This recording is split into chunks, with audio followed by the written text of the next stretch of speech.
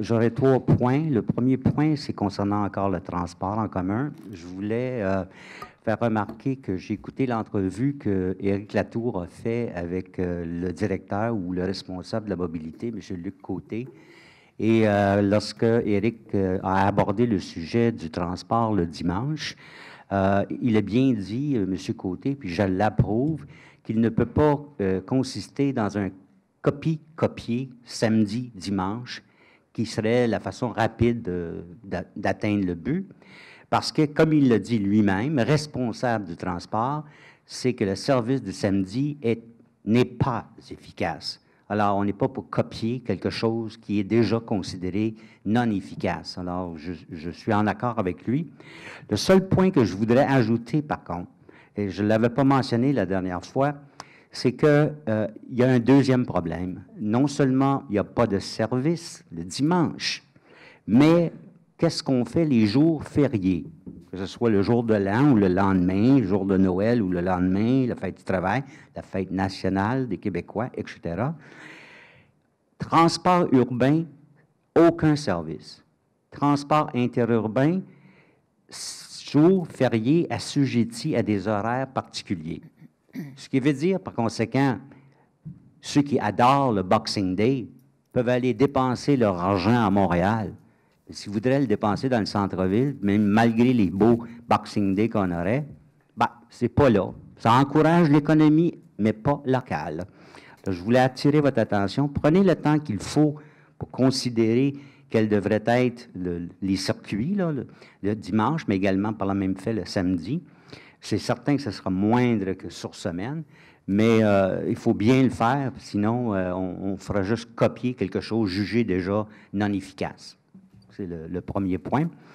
Le deuxième point, c'est en rapport avec une chronique que j'ai écrite au cours des derniers mois dans le journal Le Courrier.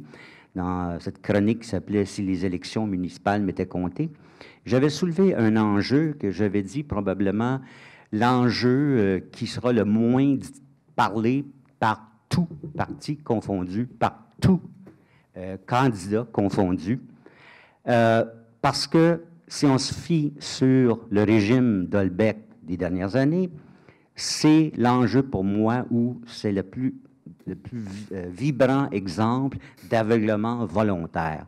Et c'est l'enjeu de l'itinérance.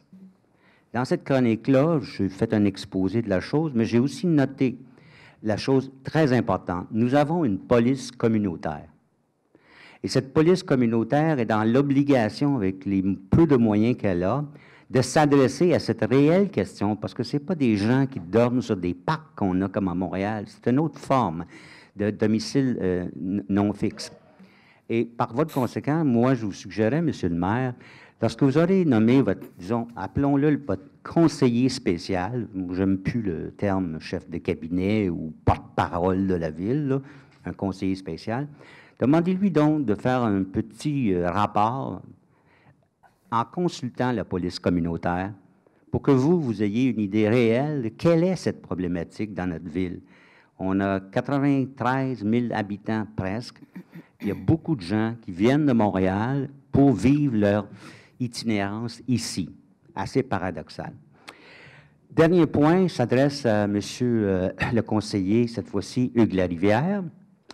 Il y a 2 semaines, monsieur Larivière, à la fin, disait « Moi, j'ai été élu par le district 3. C'est mon patron. » Ah, j'ai bien adoré ça. Alors, j'aimerais attirer son attention, puisque je connais du monde de l'autre bord de la rivière, hein, monsieur, pas votre rivière, mais le Richelieu, et qui habitent, entre autres, ou qui sont sur la rue Adrien-Fontaine. C'est une rue juste à l'est, parallèle boulevard d'Iberville, près de la 15e avenue. Si vous voulez, vous vous situez à peu près. Je sais que M. Bessette connaît très bien l'endroit, puisqu'il y a des terrains, justement, sur le boulevard industriel, entre le Adrien-Fontaine et boulevard d'Iberville. Et c'est un des rares, ou je dirais, un des derniers endroits de zone urbanisée à Saint-Jean qui n'a ni égout ni eau potable. Il y a eu des pétitions qui ont circulé. Votre prédécesseur, M. Gagnon, en était bien saisi. La quasi-totalité des citoyens étaient d'accord. En fait, dans un certain sens, légalement, on devrait, comme municipalité, pour la zone urbanisée, fournir ça, mais on ne le fait pas. Alors, je m'adresse à M. Larivière qu'il en fasse un de ses chevaux que son patron, ses représentants, aimeraient lui adresser. Merci.